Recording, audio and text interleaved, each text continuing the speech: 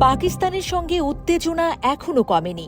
এর মধ্যেই তুরস্কের সঙ্গে বাণিজ্যিক সম্পর্ক নিয়ে অস্থিরতা তৈরি করেছে ভারত। মূলত ভারত পাকিস্তান সংঘাতে পাকিস্তানকে সমর্থন করাই তুরস্ককে বয়কট করার ঘোষণা দিয়েছে ভারতীয়রা। তাদের অভিযোগ, তুরস্কের ড্রোন ব্যবহার করেই ভারতের ভূখণ্ডে হামলা চালিয়েছিল পাকিস্তান। মূলত আঙ্কারার প্রতি তাদের ক্ষোভের জন্ম দিয়েছে। এই পরিস্থিতিতে নিজেদের প্রধান বিমানবন্দরগুলোতে তুরস্ক ভিত্তিক গ্রাউন্ড হ্যান্ডলিং সংস্থা সেলেবি এভিয়েশন, তুরস্কের প্রেসিডেন্ট রিসেপ তাইপ এরদোয়ানের মেয়ে সুমেয়ের মালিকানাধীন প্রতিষ্ঠান। এছাড়া তুরস্কের বিভিন্ন পণ্য বাণিজ্যিক কার্যক্রম বয়কট করার ডাক দিচ্ছে ভারতীয়রা। ইতিমধ্যেই রিলায়েন্সের আজিও ও ফ্লিপকার্টের মিন্ট্রা প্ল্যাটফর্ম থেকে তুরস্কের পোশাক ব্র্যান্ড সরিয়ে নেওয়া হয়েছে। এমনকি তুরস্কে নিজেদের অফিস বন্ধ করে দিয়েছে রিলায়েন্স। এছাড়া তুরস্কের সাথে সর্বপ্রকার বাণিজ্য বন্ধের আহ্বান জানিয়েছে ভারতের ব্যবসায়ীরা। এতে করে তুরস্ক থেকে ভারতে ফলমূল ও মার্বেল আমদানি উল্লেখযোগ্যভাবে কমে গেছে। শুধু বাণিজ্য নয়, তুরস্কের শিক্ষা প্রতিষ্ঠানের সাথে চুক্তি বাতিল করেছে ভারতীয় শিক্ষা প্রতিষ্ঠানগুলো।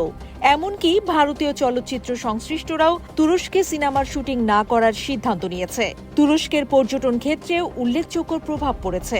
ভারতীয়দের তুরস্ক ভ্রমণের আগ্রহ কমে যাওয়ায় ফ্লাইট বুকিং বাতিলের সংখ্যাও বেড়েছে। অন্যদিকে তুরস্কের পক্ষ থেকে ভারতের বিরুদ্ধে সরাসরি কোনো বড় ধরনের অর্থনৈতিক পদক্ষেপের খবর পাওয়া যায়নি। তবে ভারতের সঙ্গে বাণিজ্যিক সম্পর্ক বজায় রাখার উপর জোর দিয়েছেন কিছু তুর্কি ব্যবসায়ী। রাজনৈতিক কারণে অর্থনৈতিক সম্পর্ক ক্ষতিগ্রস্ত হওয়া উচিত নয়। যদিও ভারতীয় বয়কটের কারণে তুরস্কের কিছু অর্থনৈতিক ক্ষতি হওয়ার সম্ভাবনা রয়েছে, বিশেষ করে পর্যটন এবং কিছু নির্দিষ্ট পণ্যের বাণিজ্যে।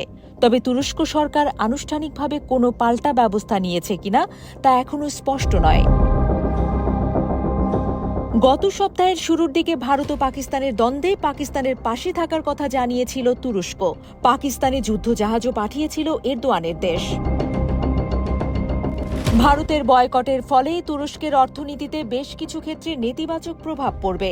বিশেষ করে দেশটির পর্যটন শিল্পে বড় ধাক্কা লাগতে পারে, কারণ ভারত থেকে উল্লেখযোগ্য সংখ্যক পর্যটক তুরস্কে বেড়াতে যান। এছাড়া তুরস্ক থেকে ভারতে আপেল, মার্বেল ও পোশাক পণ্য রপ্তানি বন্ধ হলে আর্থিক ক্ষতির মুখে পড়তে পারেন তুর্কি ব্যবসায়ীরা।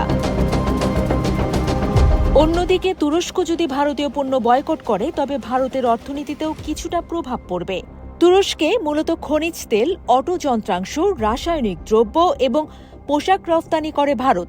এই বাজার হারানোর পাশাপাশি তুর্কি পর্যটকদের আগমন কমে গেলে ভারতের পর্যটন শিল্পেও সামান্য প্রভাব পড়তে পারে। তবে ভারতের অর্থনীতির আকারের তুলনায় তুরস্কের সাথে বাণিজ্য তুলনামূলক কম হওয়ায় পাল্টা বয়কটের সামগ্রিক প্রভাব সম্ভবত সীমিত হবে।